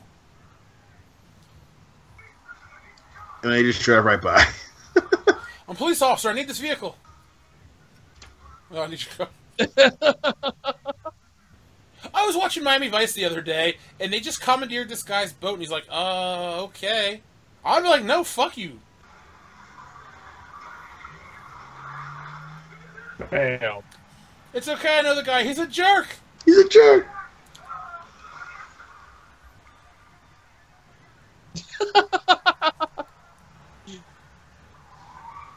Oh, this is a really good song too. Be There by the Pointer Sisters. Oh yeah. This made it onto the soundtrack. Well, didn't the Pointer Sisters do the Neutron Dance too? They did, and they mentioned the Pointer Sisters when they go into Axel's stolen house for the first time. Maybe the Pointer Sisters. They do. I take back. Well, this isn't my favorite line, but one of the best lines of this movie is: "Are you driving with your eyes open, or are you like using the Force?" Mm. Oh no, I love that one too. I was a big Star Wars fan when I heard that, and I was like, "Oh my god, something talked about Star Wars!" Because not everything referenced Star Wars in the '90s. That was more of like a late '90s trend. Is when now everything references Star Wars. Yeah, it's almost like these days. If you don't reference Star Wars, you're not cool. Well, the funny thing about what modern audiences don't understand is there was a time frame where Star Wars wasn't that widely regarded as being awesome. It kind of was either a forgotten thing or a nerdy thing that was lumped in with Star Trek, which is lame and nerdy. Well, it's definitely not lame, fuck you. But number two, I think the other thing about Star Wars is that the thing about movies is movies wouldn't reference Star Wars. TV shows would kind of reference it, but like you'd have real life references. Like people would reference it. Like politicians would reference Star Wars. Obviously, the Richard Nixon space program was called Star Wars. Like for some movies, I always thought it would be like it was just they didn't want to give Star Wars any more credence in the '80s. But you'd have like real people who were in the public eye would always be referencing Star Wars. There's like a weird relationship with pop culture in the 80s regarding Star Wars. I always thought was fucking hilarious. Well, one thing people don't take into account either is that like Star Wars actually died out pretty quick after it was popular. Yep. People act like it's been. Here's one thing. It was gone in the 90s. It was completely gone in the 90s. Well, the thing is, like, Star Wars was huge when it came out, and then after Return of the Jedi, people lost interest really quick. Like, the toy line even died out relatively fast. Mm-hmm. They didn't make a new Star Wars toy for over 10 years. And Star Wars didn't even come back until the fucking books came back in, what, 91? Yep. And then Star Wars got really popular really quick. Arguably, it was just as popular in the 70s as it was in the 90s. Yeah. You know what I would have done to make this scene better? They would have all been naked. Yeah. The funny thing is, this is the 80s. I'm surprised they didn't do that. It must I guess because they're actual Playboy models, it would cost a lot. True. Oh, here you go. God damn, fucking young Chris Rock. What the fuck? I gotta give Eddie Murphy credit. He always put young black comedians in his films. Yep. Damon Wayans in the first one. Yeah, that's right. Even though, because that was what, 84? Well, yeah, because In Living Color wasn't super famous then. That was a couple. It wasn't even on yet. I thought it wasn't. Yeah, you're right. It's either 89 or 90. Yeah, it was a 90s show for sure. You're right. Because remember, Jim Carrey was on it. He was known as James Carrey. Oh man. Do what you wanna do in living color.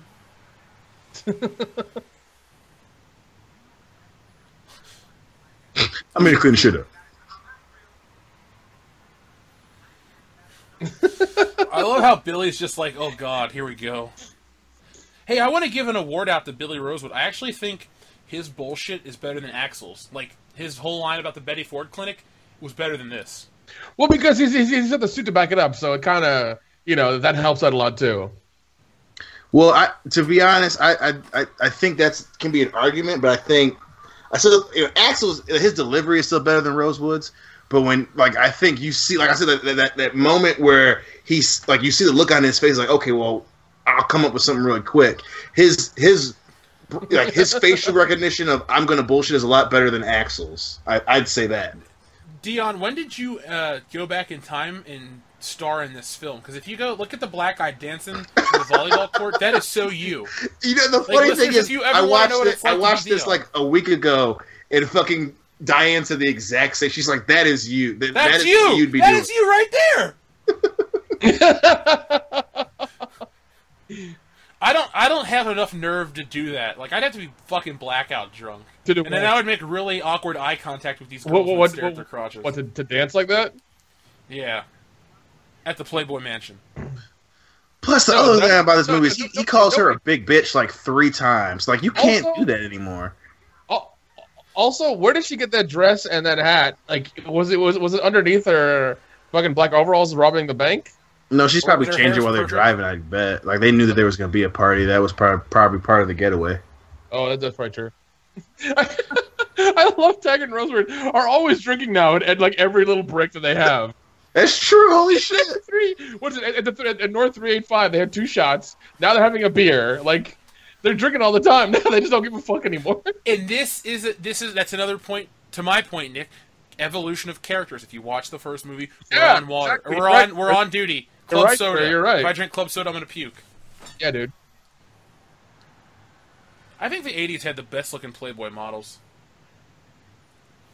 Like, if you go back and look at, like, the hot, like, the big ones, they were all really hot. The 70s had good-looking ones, so did the 60s and the 90s, obviously, but the 80s overall, I think, had the best, like, pedigree of woman in the magazine.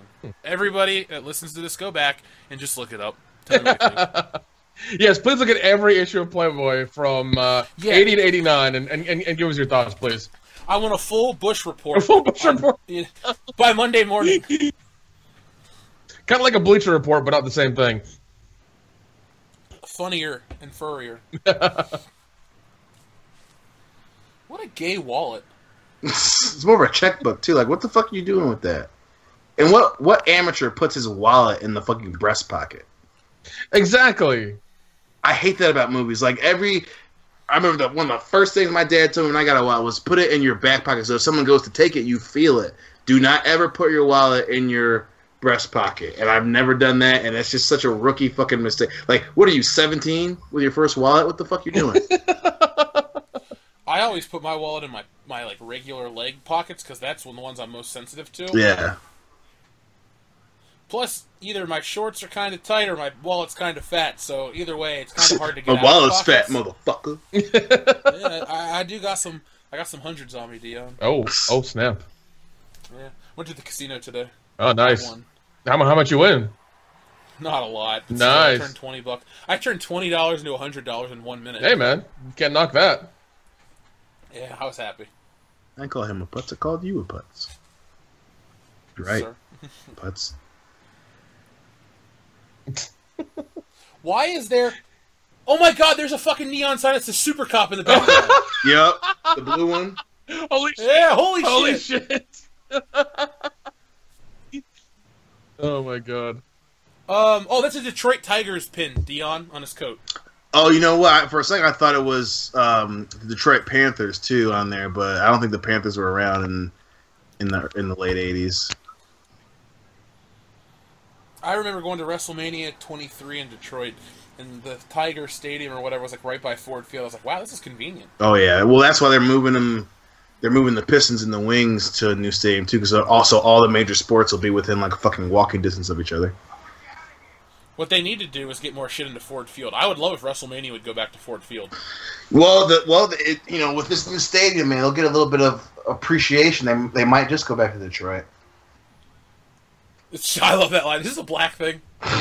Get Hey, real out. quick, if you listen to this music, how it's like equalized, how it starts. Like, okay, coming up, pay attention. Because, like, the Axel F will start playing, and then it'll restart playing, like, a couple seconds later to kind of have this, like, weird echoey effect. On the soundtrack, it's not like that. Because this is the musical cue I use on all the end of our podcasts coming up. That's a little insight for the listener. If you ever want to know what I actually do, it's that. Yep, I just bring my charming personality to the show, listeners. Sidney Bernstein. I love this part. It's like a James Bond thing. Bitch! I think the part yeah, that's the part I quote in this movie. Like, I'll be like, if something happens, I go, no, no, no, bitch, just randomly. Like, people would think I have Tourette's or something, but I don't. I just really like Beverly Hills Cop. I was to say, yeah, you're referencing a great movie. I think my favorite part of this scene is when they put their sunglasses back on. Yeah, sure. I don't want to hear about it, Billy.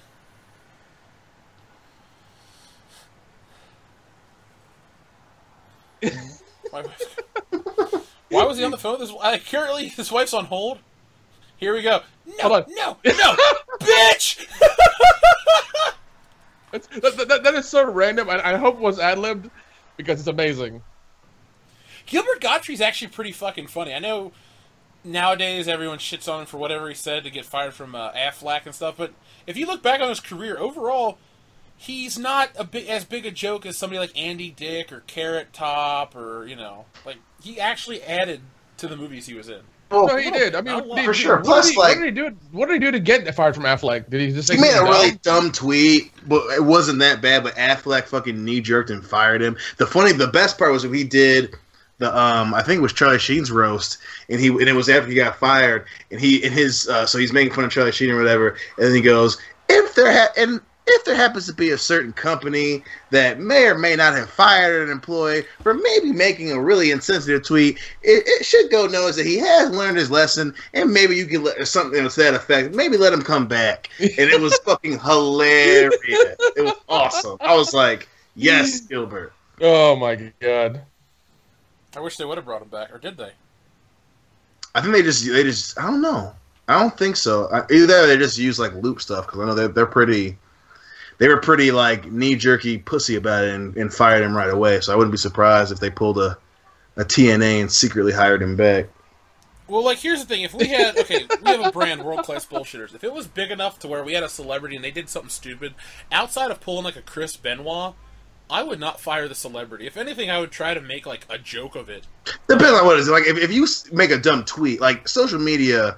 Like, if you say something... Like, he clearly was trying to be just funny and try to be, like, cringe funny for sure, but like if you're like beating your kids in public, yeah, I guess like that's different. That's super extreme. Like that's super extreme. But by the way, I think this movie takes place in September. Because it said 9/11/86 on the computer. Okay. So we know the first movie takes place in June because Axel says it, and now we know this one takes place in September of '86. So technically, this one takes place in the past from when it came out. Right. Because it came out in June of '87. '87, yeah. Like, now, this is a little known fact. Back to the Future, actually, when you saw it in theaters, like the first couple months, it took place in the future because it came out in June or July of '85, but a movie takes place in October of '85. So it's like, you know, kind of like when you watch the first X-Men movie. You're like, in the not-too-distant future. Yeah. See, that's what you were saying earlier, Nick. Like, Dion and I have watched these movies so much that, like, even the smallest bit of, like, detail is something we have to pay attention to. Because, like, overall, we can quote this fucking movie. Oh, yeah, of course. Like, we could go on a spoken word tour of Beverly Hills Cop.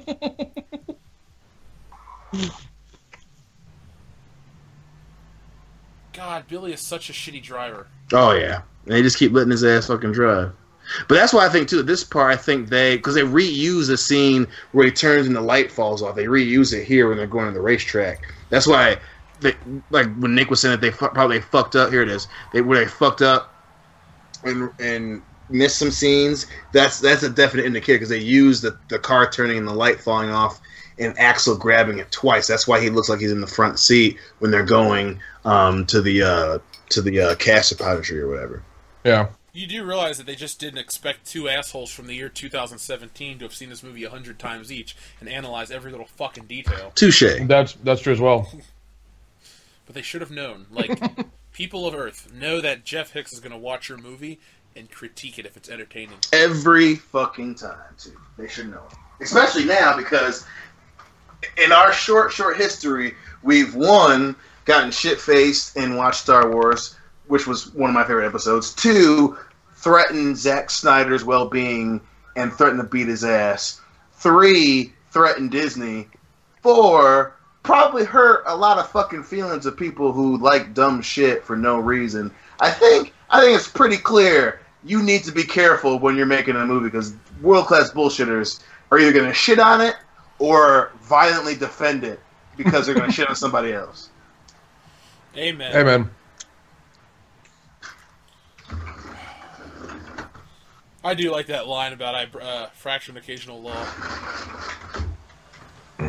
God, the stunt double. Hey, did you notice that there was a stunt double for Axel in the car, but Taggart and Rosewood were the real guys? Yeah, I don't know what that was about.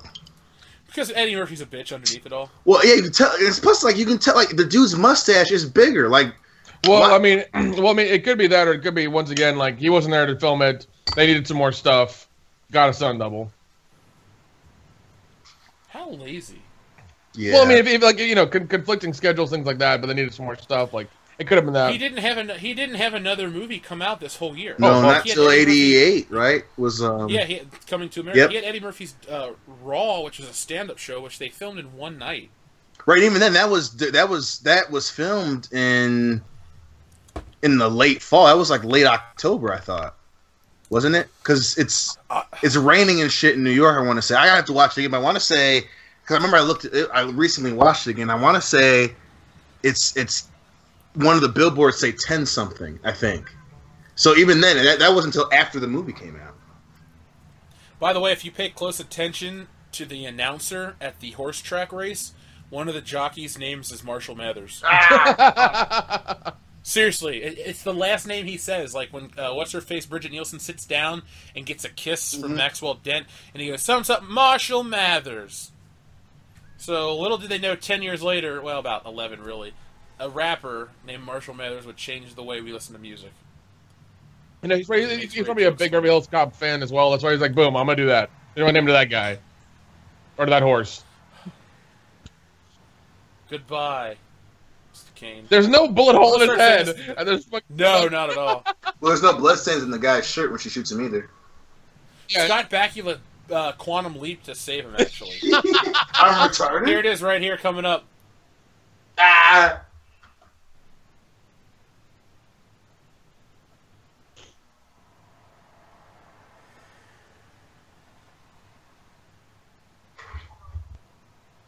Ooh, you get to kiss Bridget Nielsen.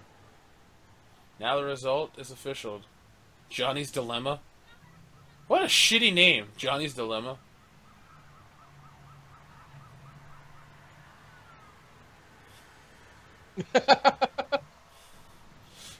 That's a Detroit badge. Get back here. I can read the name of the serial number. What's wrong with you? I love how Taggart has his glasses on his head. What? Wait, Yeah, why? That's how I wear my glasses. But it's kind of like... You know what I just noticed? What? Oh, the Axel's shoes changed in this movie.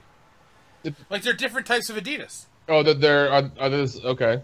Are the same color? They're both white Adidas, but like one has black stripes and one doesn't have black stripes. That's weird. Like if you watch the scene where he's in Bogomil's garden, they don't have white stripes, or they have white stripes. In this past scene, they change here on his shoes. No, they're no, they're back to normal. No, that's weird. A second ago in the scene where he's inside, he had black stripes on his That's shoes. weird.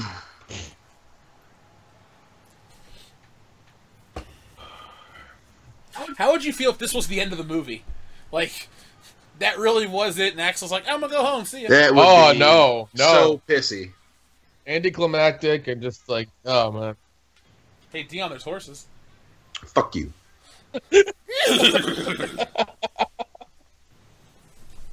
I went to a horse track today, and it smelled like shit. But it's like they have Dent all over in the movie, like telling you it's the Dent guy. It's the Dent. Even the fucking emblem for the trailer say Dent. So it's like I like those little bit of clues as opposed to who the fuck it is, even though they fuck up the license plate at the beginning of the goddamn movie. He's grazing in the pasture. I love how stereotypically Hispanic that guy is. He was grazing. The best. It's a bastard. Oh, you know when this music is about to hit, shit's about to go down. Mm-hmm.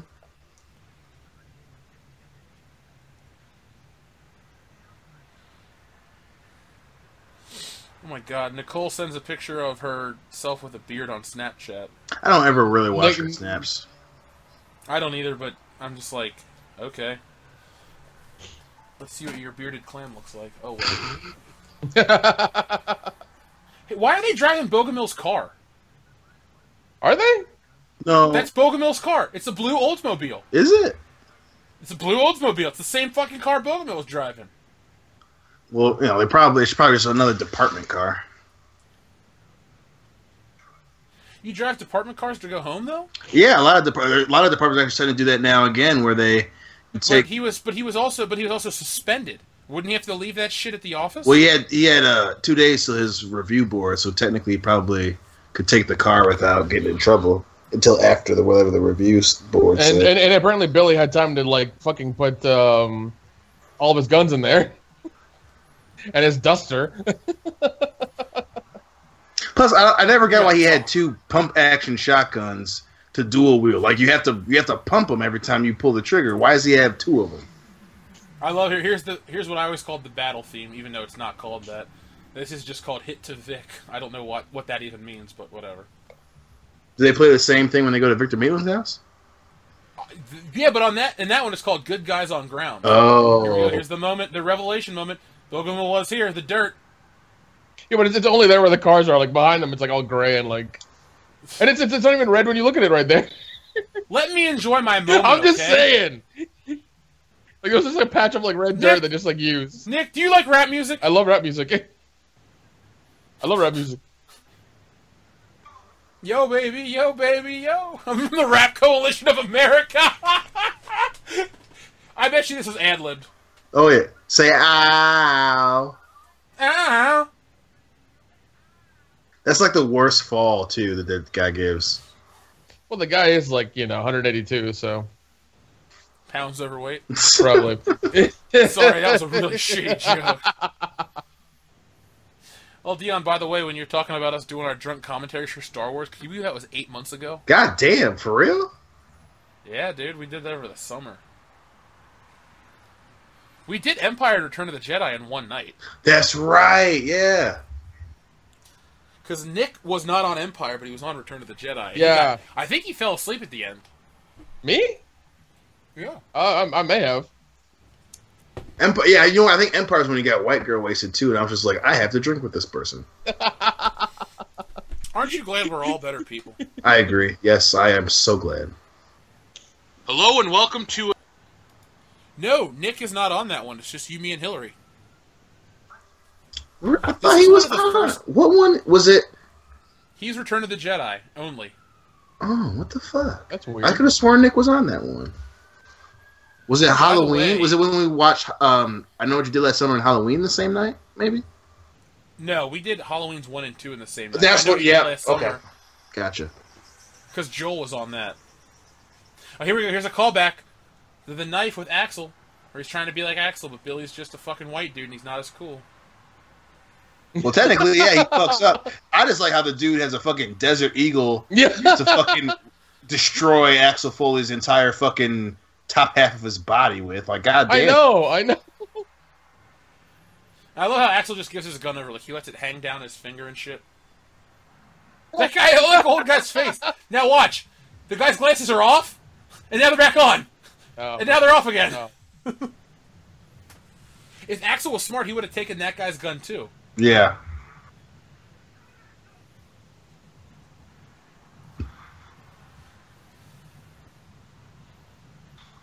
This shootout is not as good as the one in the first movie.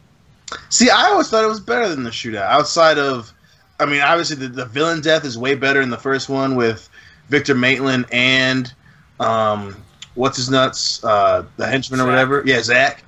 But I like the return fire a lot more because it's a lot more of, hey, we want to kill these cops as opposed to these dudes don't know that they're cops.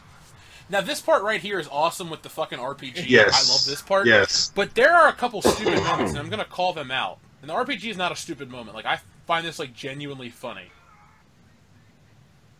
But, like, there's a scene coming where Rosewood shoots with 2 pump-action shotguns in each hand, like, 1 in each hand. Yeah. And, like, he's not shooting at anything. It's just like, ah, pshaw, pshaw! And it looks so dumb. And it's so, like, cliche action movie. Well, plus, like, yeah, the thing is, the dudes are running away. That's what I always thought was funny. Was like he's so hopped up, he's shooting at bad guys as they're running away. Like, Billy, you've won. They're running away from you. Why are you still shooting at them?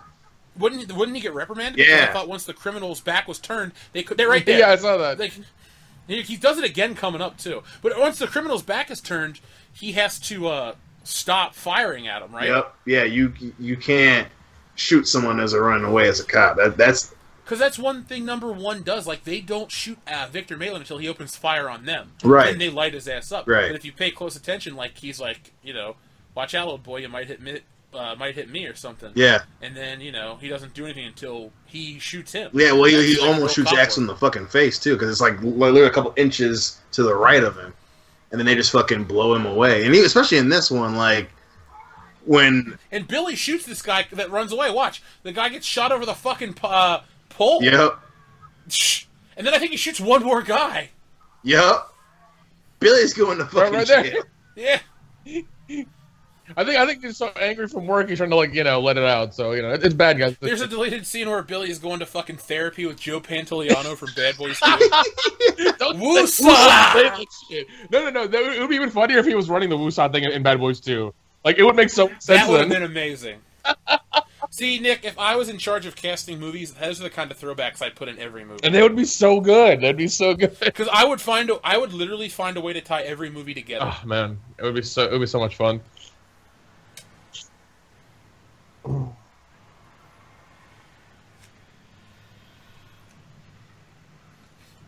I do love the part where Taggart shoots her and he goes, "Women." That scene always makes me fucking laugh. Women.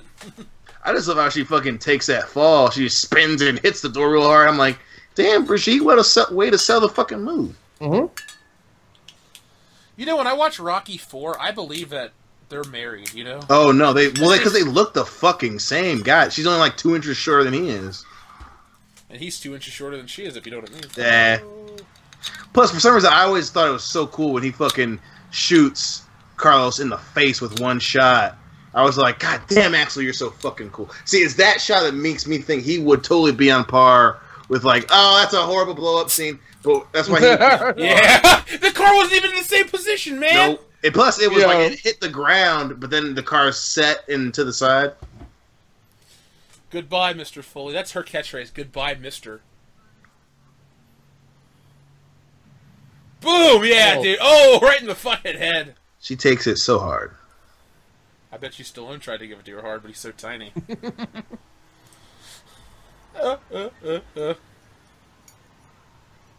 I do love the wrap up of this movie. I'm gonna kick your ass later. Afro. If you get your head out your ass, kiss my ass. Y'all becoming more like me every day. Big afros and big dicks.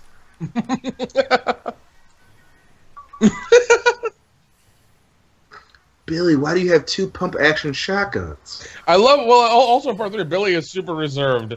He is super like toned the fuck down. Yeah.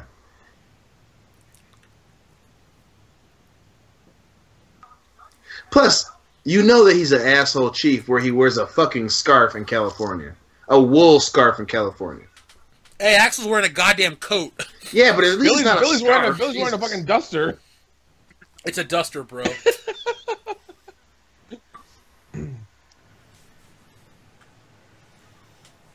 The Billy freakout's on its way. I love it. No, god damn it, you listen. God damn it, you shut up. Guns.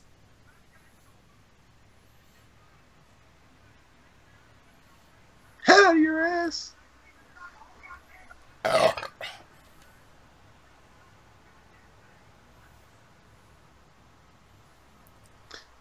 Plus, like, who is the mayor's? Is he holding up Carlos's passport? No, it must have been from Maxwell Dent. Kiss my ass.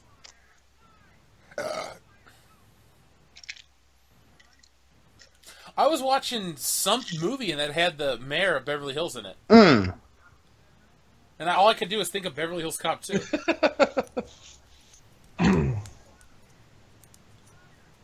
They really should have brought back Bogomil for part 3. I wish Biddle didn't get fired. Oh, I didn't do anything. I know, yeah. He was, yeah, he's just his little butt boy. Sidney Bernstein. And they even fucking wrap up, because the two of them are worried about, did Axel just steal this money? And he gives it back, and then Billy looks at Taggart, and you're just like, yeah, even that little fucking loose end is tied up. Like, why can't movies do that anymore? Because they're not that good. Because movies are now products, not entertainment. True. They're not art. No, yeah, that's very true. For as much as Dustin wants to go into great detail, you can't discuss the new Star Wars movies the way you can discuss the old one. Right. Like, you can't talk about the philosophical meaning or how it reflects upon your life and all this shit. No. It's just a fucking product. Even Beverly Hills Cop 2 has more depth than Star Wars episodes. Ooh, yes it does. Ted Egan. What a shitty name. I do love Axel's like, oh, fuck. Hi! Extra tutelage? Extra tutelage? What the fuck you telling him, Foley? Oh, his face.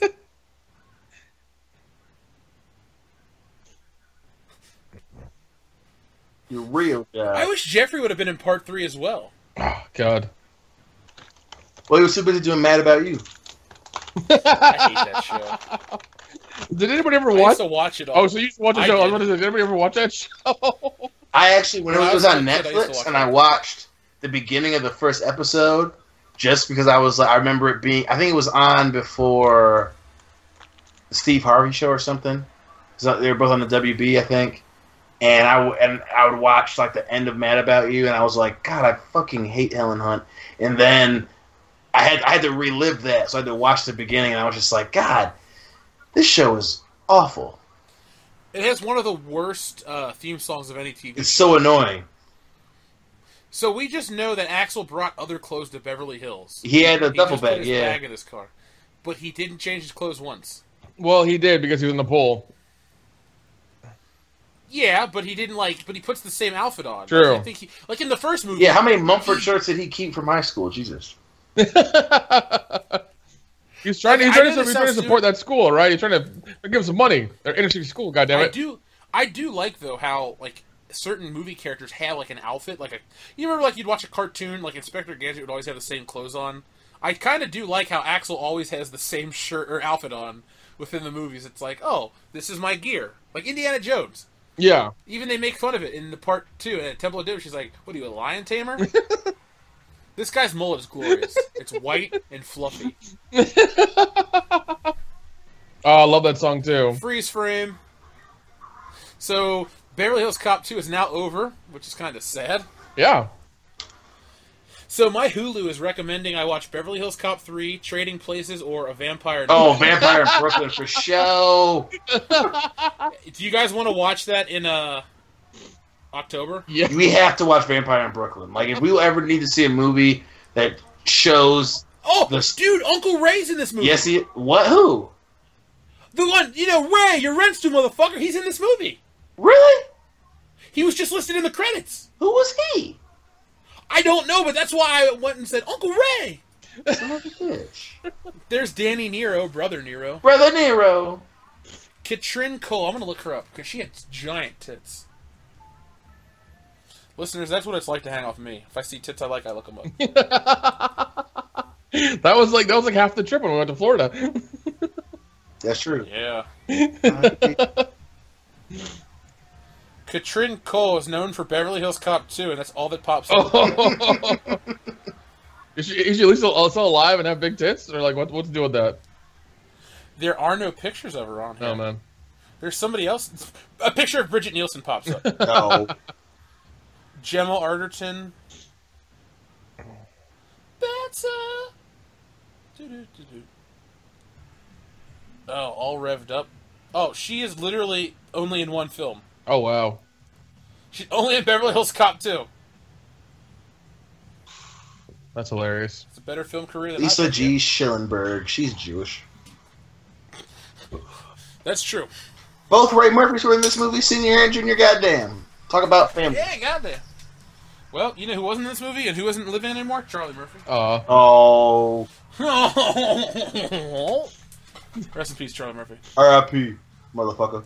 There was an illustrator for this movie? Probably for storyboards. I wish they could have rehired me for... Get a non-existent Jeff to do the storyboard for this movie. Shit. Special laser effects by... Transportation captains? What kind of bullshit exec is that? Mario Perez. Give me a transportation captain right now. Consultants? How do you say this movie? Emin Alujanwani. That's Indian. Dan Curry. That's Indian, too. Must be Tim Curry's cousin or brother. Somebody on YouTube today or Facebook was trying to say that Tim Curry wasn't that good as Pennywise and that you need to accept the new guy. What?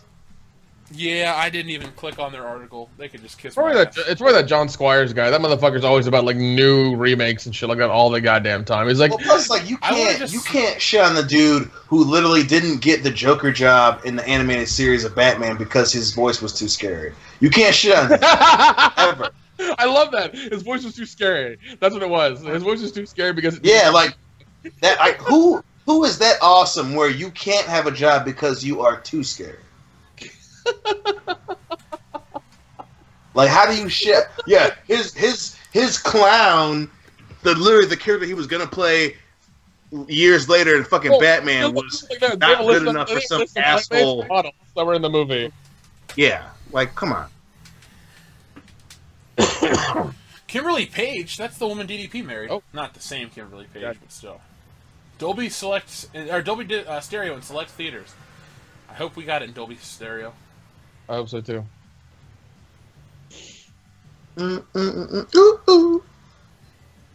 This song's terrible. It is. They should just play a Better Way the whole credits for sure. They should have just played Axel F over the credits. That too. You know what? If we ever make a movie, our credits are just gonna be Axel F. Clearly. Oh man, they got the Spanish subtitle actor. Yep. Esteban, Ruben Moya. I was just Cesar looking at that one Alarcón. too. I was like, "Hey, Ruben Moya." Right when you said well, that. folks, this has been your drunk commentary on Beverly Hills Cop 2. Hulu was trying to make me watch Beverly Hills Cop 3, but I said, "Oh no, Hulu, suck my dick." Fuck you, Hulu. If you guys are gonna rate Beverly Hills Cop 2 on a scale of 1 to 10, Dion will go with you first. What are you gonna rate it?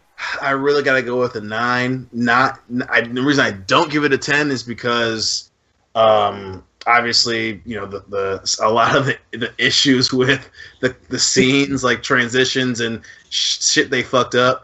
But plus the villain dies in a kind of anticlimactic way. But yeah, I'd easily give it a 9. Easily. I mean, I'll give it a 10 because I mean, you know, I'm forgiving of the editing stuff. That's fine. I mean, we're watching it now, years later, and you guys have watched it so many times. We're noticing them now, so that's fine. And I mean, the story's there. The guys were amazing the first one, and it's just an extension of that and more of the buddy stuff of them, doing a job together. And it's better than the first one, and I really enjoyed it.